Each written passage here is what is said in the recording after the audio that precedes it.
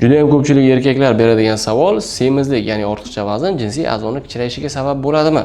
Xo'sh, haqiqatan ham ortiqcha vazn, ayniqsa qorin atrofida va labko, ya'ni qo'l usti sohalarida yog'larning to'planishi, ya'ni ortiqcha vazn natijasida jinsiy a'zo o'lchami kichrayadimi? Xo'sh, javobi sizni albatta qiziqtiradi. Muhim fakt, jinsiy a'zo hech qachon, ya'ni ma'lum razmerga yetgandan keyin haqiqiy anatomik kichrayish ro'y bermaydi.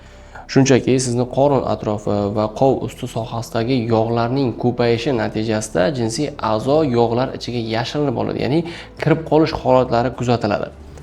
Va bundan tashqari yosh o'tgan sari agar aloqa sifati pasayib, ereksiya oldingidek qattiqlashmasa, xuddi odamga o'zini a'zosi kichrayib qolgandek tuyulishni boshlaydi. Hattoki o'lchab ko'rganingizda ham bunga amin bo'la boshlaysiz. Ya'ni oldin 14-15 edi, 13-12 bo'lib qoldi degan murojaatlar ham kelib tushadi bizga. Lekin bularning hammasi yoki yog'ning ichiga kirib qolganlik yoki bo'lmasa ereksiyaning oldingidek qattiq bo'lmayotganligi sababli kelib chiqishi mumkin. Tadqiqotlarga ko'ra, har bir yog' qatlami hattoki 1-2-3 sm gacha bo'lgan jinsiy a'zoning qismini ichkariga kiritishi tufayli a'zo xuddiki kichragandek, ya'ni kaltalashib qolgandek tuyulishiga sabab bo'lishi mumkin. Xo'sh, ortiqcha vazn yana nimalarga sabab bo'lishi mumkin? Birinchi o'rinda organizmdagi testosteron miqdorining pasayishiga, chunki yog'larning ko'payishi o'z navbatida ichki yog'larning ko'payishiga sabab bo'ladi va uning ishlab chiqaradigan aromataza fermenti sizdagi testosteronni, ya'ni erkaklik gormonini ayollik gormoniga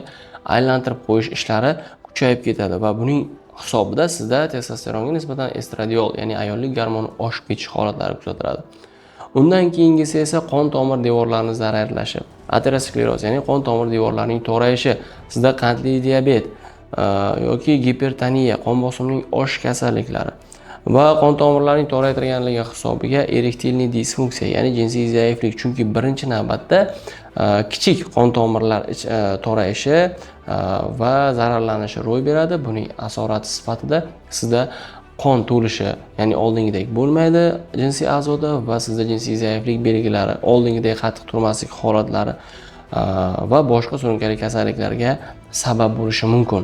Yaxshi yangiliklardan biri, agar sizdagi muammolar faqat ortiqcha vaznning hisobiga bo'ladigan bo'lsa, sizni tashlagan har bir 10 kilogramm vazningiz sezilarli darajada a'zoni tashqariga chiqishi, ya'ni ko'rinadigan qismning yanada ortishiga sabab bo'ladi.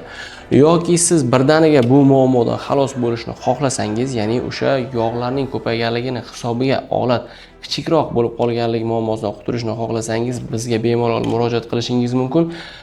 Qo'l usti sohasi, ya'ni suprapubikal qismdagi yog'larni liposaksiya usuli orqali olib sizdagi haqiqiy a'zo razmerini ko'rsatib berishimiz mumkin. Bu amaliyotni biz juda ham ko'p qilamiz. Bizda natijalar kanalimiz bor, o'sha urolog kanal opisaniyasida ularda bemalol kirib ko'rishingiz mumkin natijalarimizni va bir kundayoq mahalliy og'riqsizlantirish orqali bu muammodan xalos bo'lasiz. Ya'ni siz ortiqcha yog'lardan birdaniga xalos bo'lib, jinsiy a'zoni tashqariga chiqarib, ya'ni haqiqiy razmerni ko'rishingiz mumkin bo'ladi. Murojaat qiling, biz sizga albatta yordam beramiz.